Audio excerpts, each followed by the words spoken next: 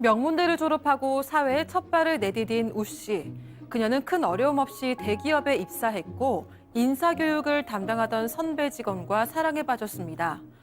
그런데 스릴 넘치는 사내 연애를 하며 즐거운 퇴사 생활을 하던 우 씨는 최근 아주 충격적인 소식을 듣게 됐습니다. 바로 남자친구가 회사 내 다른 직원과 조용히 결혼식을 올렸다는 건데요. 충격에 빠진 우 씨는 이게 무슨 일이라며 따졌지만 남자친구는 사과도 없이 오히려 뻔뻔한 모습을 보였습니다. 결국 참다 못한 우 씨가 남자친구의 아내에게 연애 사실을 폭로하자 남자친구는 우 씨를 명예훼손으로 고소했습니다. 20대 초반에 한 첫 연애가 명예훼손으로 끝나게 된 상황. 우 씨는 이 난관을 어떻게 해결해 나갈 수 있을까요? 자, 이 사연도 사반 가족분께서 직접 저희한테 제보를 해주셨어요. 이분이 20대 초반, 들으신 것처럼 20대 초반인데 저희 제작진하고 사전 인터뷰를 하면서 통화하는 내내 그냥 막 우셨다는 거예요. 그래서 저도 이 얘기를 전해 듣고 너무 가슴이 아팠는데 자, 지금부터 좀 얘기를 해보죠. 이 남자친구랑은 어떻게 해서 연인으로 발전한 겁니까? 일단 이 여성분은 우 씨고 23살이었고요. 이 남자친구는 34살, 그러니까 9살 차이였습니다. 이 우 씨는 명문대를 졸업하고 이 큰 문제 없이 대기업에 바로 입사를 하게 됩니다. 당시 남자친구가 바로 인사교육팀이었는데요. 이 신입사원인 우 씨와 그 동기들 교육을 도맡은 역할을 하고 있었습니다. 가뜩이나 회사 생활이 낯선데 친절하게 이것저것 알려주니까 자연스럽게 이 남자친구한테 호감을 가지게 됐고요. 이 남자친구도 우 씨가 마음에 들었는지 신입 교육이 끝난 뒤에도 주기적으로 연락을 하면서 관심을 보이고 또 적극적으로 구애를 했다는 겁니다. 결국 우 씨와 이 남자친구는 입사 3개월 만에 연애를 시작하게 됐습니다. 자, 이렇게 좀 바람둥이 같은 사람이라면 연애 때 좀 뭐가 보였을 것 같다는 생각도 드는데. 근데 지금 일단 우 씨하고 남자친구가 10살 넘게 차이가 나죠. 한쪽은 20대 초반, 한쪽은 30대 중반. 예. 근데 30대 연애는 뭐 이런가 보다라는 생각을 좀 했었다고 합니다. 주말 같은 데 연락이 잘 안 됐대요. 그럼 보통 이상한데 저는 이게 왜 30대 연애하고 20대 연애가 왜 다른지 모르겠습니다만 이 남자친구가 이런 얘기를 했었다고 합니다. 원래 30대 연애는 연락도 자주 하는 거 아니고 서로 쿨하게 하는 경우가 많고 그러니까 애처럼 집착하거나 뭐 하지 말자 이런 얘기들을 종종 해왔기 때문에 원래 그런가 보다라고 생각을 했었다고 합니다. 그러니까 어떻게 보면 일종의 가스라이팅을 한 거예요. 이 경우도. 아, 그런데 이제 지금부터 청천벽력이 전해집니다. 남자친구가 결혼했다. 그런 사실 어떻게 알게 된 겁니까?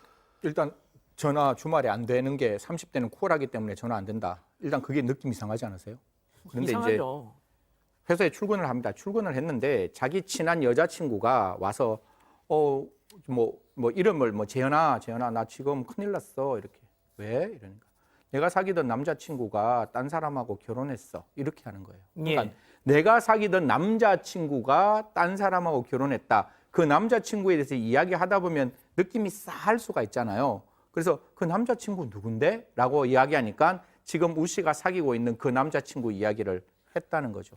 그러면 지금 이 우 씨와 사귀었던 남자친구는 이 우 씨도 사귀고 우 씨와 같은 친구도 사귀고 그 친구 말고 다른 사람을 사귀어서 그 사람과 결혼하게 되는 것입니다. 그러니까 이게 정리해드리면 3명의 여성을 동시에 사귀었던 거예요. 2명은 같은 사내 여성이었던 거고 결국 나머지 한 사람하고 결혼하고 진짜 예. 그러니까 이분의 얘기대로라면 진짜 나쁜 놈이에요, 이거. 네, 맞습니다. 이 3명이 다 같은 회사인 거잖아요. 그 지점은 3명? 다르지만요. 그렇죠. 예.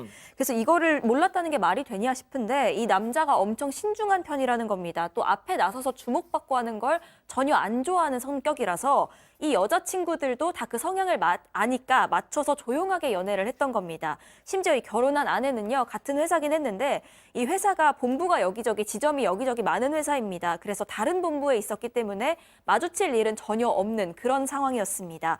또 이 둘도요, 결혼을 회사 전체에 알린 게 아니라 아는 사람에게만 조용하게 알리고 조용하게 진행을 했던 겁니다. 그러다 보니까 다른 본부에 있던 이 사연자는 몰랐던 거고요. 회사가 크다 보니까 같은 부서가 아니면 서로 잘 모른다는 점을 이용한 것 같습니다. 제가 이제 그 사연자께서 보내주신 제보 메일을 맨 처음 열어봤는데 저 읽고서도 약간 너무 믿기지가 않잖아요. 이런 얘기를 듣고 어떤 사람이 아 그렇구나 하겠습니까, 소장님? 예? 네. 아니, 뭐, 저도 3명을 동시에 여성을 만나고 있거나 4명을 동시에 만나고 있는 남자들의 얘기는 들어본 적이 있어요. 근데 이렇게 한 회사에서 그것도 신입사원을 본인이 어떻게 보면 교육하던 사람들을 2명을 동시에 만나고 다른 또 여성과 사내연애를 해서 결혼을 한다? 이 남성은 좀 비상식적이고 비윤리적인데 저는 굉장히 좀 나르시스틱한 어떤 병리적인 그런 증상이 있지 않나. 그러니까 정말 사랑을 하거나 연애를 하거나 결혼하는 것도 아니고 오로지 그냥 자기 자신을 사랑하는 그런 남자가 아닌가라는 생각이 들었는데요. 어쨌든 이런 남성들한테 착취당하는 여성들이 받는 상처는 너무나 크죠. 예. 이거 가만둬야 되겠습니까, 이거? 그러니까 뭐 사실 이 우 씨 같은 경우도 정말 화가 머리끝까지 솟은 상황에서 이제 남자친구한테 연락을 합니다. 아, 그러니까 이 남자친구한테 먼저 결혼한다는 얘기를 들은 것도 아니고 그렇죠. 그렇죠. 헤어지자는 얘기를 들은 것도 아니잖아요. 어, 그냥 결혼했다는 소식을 제3자한테 들은 겁니다. 동료한테. 당연히 따졌겠죠. 이게 도대체 뭐냐. 음, 근데 이 남자친구의 반응이 충격적입니다. 뭐 어땠길래요? 적반하장 상황인데 어떤 식이냐면 자 이제 이렇게 됐으니까 뭐 우린 당연히 헤어지는 거고 너 알아서 잘 살아 이렇게 얘기를 했다고 합니다. 아, 그리고 이 다음 말이 너무 충격적인데 나 이제 결혼했으니까 너랑 나랑 내가 결혼한 상태에서 만나면 너 상간녀 되는 거 알지? 그러니까 자연스럽게 헤어지는 거야 라고 뻔뻔스럽게 대응을 했다고 합니다. 그러고 나서 그 뒤로 잠수를 탔다고 합니다. 근데 우 씨 입장에서는 사과는커녕 오히려 모욕적인 얘기들까지 이런 들은 상황에서 이건 정말 아니다라는 생각에 너무 화가 많이 났다고 합니다. 예. 실제 이 사연자께서 이 방송을 보고 계실 거기 때문에 저희도 참 이 감정 표현을 어떻게 해야 될지 모르겠는데 승현님, 네. 아유 진짜 그냥 제가 그 얘기를 듣고서 아, 이 인간 그냥 방송에서 공개해버리고 싶다는 생각까지 들었어요. 뭐 사실 자기가 잘못한 행동이 있으면 그 행동에 대해서 사과를 해야 되는데 이렇게 적반하장의 모습을 보이니 저는 우 씨의 입장에서는 이런 행동을 분명히 할 수 있었을 것이라고 생각하는데 우 씨는 어떻게 선택을 하는가 하면 남편이 그러니까 그 자기 사귀었던 남자친구가 저렇게 나오니까 그 남자친구와 결혼했는 여성에게 SNS로 이 남자친구의 실체를 알리게 되는 거죠.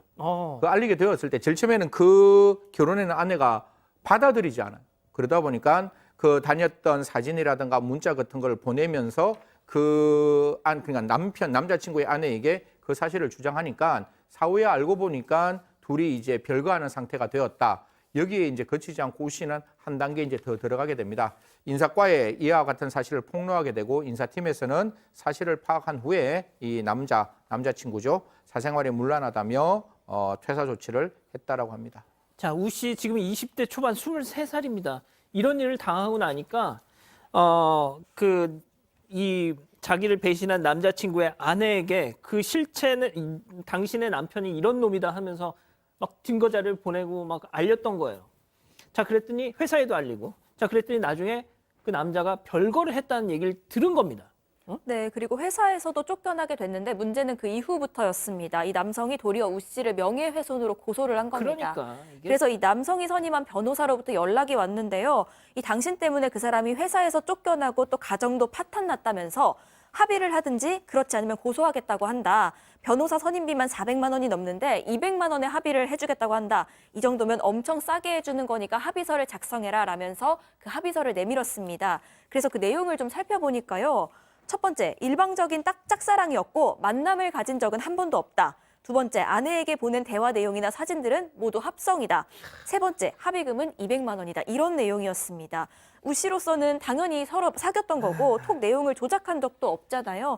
너무나 터무니없는 합의서라서 당황을 했습니다. 하지만 이 변호사는 계속해서 압박을 해왔고 우 씨는 사회초년생이다 보니까 굉장히 난감하고 무서웠다고 합니다.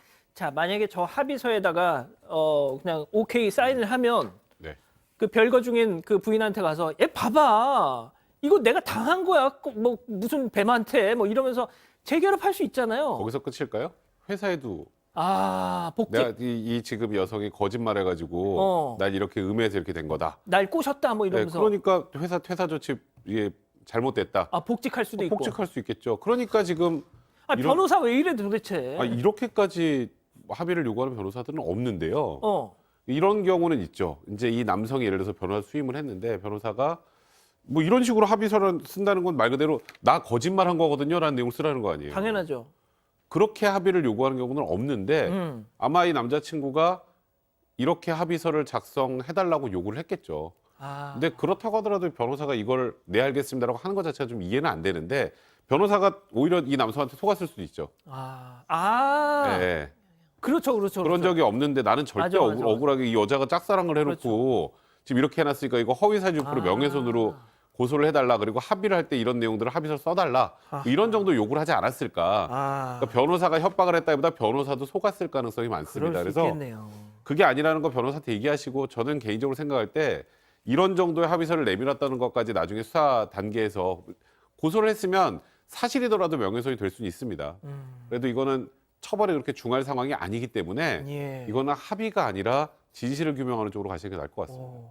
자, 소장님, 우리 가족 여러분들 다 그 말씀하세요. 23살, 진짜 대학 갓 졸업한 세상 물정을 솔직히 잘 모르잖아요. 네. 예? 그렇습니다. 그래서 지금 굉장히 무섭기도 하고 명예훼손 고소장이 날라니까 두렵기도 하고 정말로 내가 저 가정을 파탄낸 건가? 뭐 이런 생각에 죄책감까지도 느껴져서 늘 이렇게 눈물로 지내시는 것 같아요. 제작진하고도 아유. 통화할 때도 계속 우셨고. 근데 제가 드리고 싶은 말씀은 이 관계는 사랑한 것도 아니고 제가 봤을 때 그냥 나쁜 사람한테 젊은 시절에 그 일종의 사기 같은 그런 만남을 당한 거거든요. 그래서 이 남성한테 더 이상 연연할 것이 또 없고 죄책감을 느낄 건 전혀 없고 잘못하신 것도 없고 이제는 분리되고 그냥 이제 과거의 어떤 사랑으로 기억할 필요도 없을 것 같아요. 그냥 내가 만났던 나쁜 어떤 알게 됐던 인연 정도로 기억하셔서 완전히 이 사람으로부터 분리돼서 내 자신을 보호하는 것이 가장 중요하지 않을까라는 생각이 듭니다. 알겠습니다. 자, 일단 뭐 정서적으로는 소장님 말씀대로 가고요. 자, 문제는 이제 법적인 거겠죠. 자, 이쯤에서 별별 상담소 오늘의 궁금증 짚어보죠. 자, 그겁니다, 결국. 이 명예훼손으로 막 고소를 한다고 뭐 변호사가 전화해서 막 사실상의 겁을 주고 합의 뭐 하라고 하고 이거 어떻게 해야 되냐 지금 그걸 고민하고 계세요. 그러니까 일단 남자친구가 뭐로 고소를 하려고 하는지를 좀 한번 확인하면 좋을 것 같은데 이게 허위 사실이다라는 취지로 고소를 할 가능성이 많을 것 같거든요. 근데 다만 이게 이 남성이 실제로 그렇게 세 다리를 걸치고 했던 게 사실이라고 하더라도 우리나라 현행 형법에는 사실을 알리는 것도 명예훼손이 될 수는 있습니다. 그러니까 이거는 성립될 가능성은 높긴 합니다만 예. 이 내용이 다 사실이고 아까 말씀드렸던 것처럼 변호사가 이런 내용의 합의 문건까지 해서 제시를 했다라는 거를 경찰에 좀 정확하게 설명을 하시면 제가 보기에 처벌이 된다고 하더라도 아주 낮은 수준이고요. 그러니까 저는 이 상황에서 그러니까 이런 명예훼손이라는 걸 빌미로 해서 오히려 피해자를 협박하는 일들이 종종 있어요. 맞아요. 저는 이럴 때일수록 오히려 더 적극적으로 대응하시는 게 좋을 것 같다는 생각이 듭니다. 설사 명예훼손으로 아주 낮은 수준의 벌금형 정도 처벌받는다고 하더라도 이게 허위 사실이 아니고 진실한 사실인 경우에는 처벌의 수위는 굉장히 낮다라는 거 더 정확하게 다시 알려드리겠습니다. 자, 승희 의원님도 조언 지금 시간 관계상 조언 좀 짧게 좀 부탁드릴게요. 뭐 부인 그러니까 지금 남자친구의 부인에게 이런 사실을 이야기했는 것은 명예훼손죄가 될 수 있는 가능성이 있지만 회사 안에서 이야기했는 것은 공공의 이익에 맞다. 그 공공의 이익은 회사 이익도 되거든요.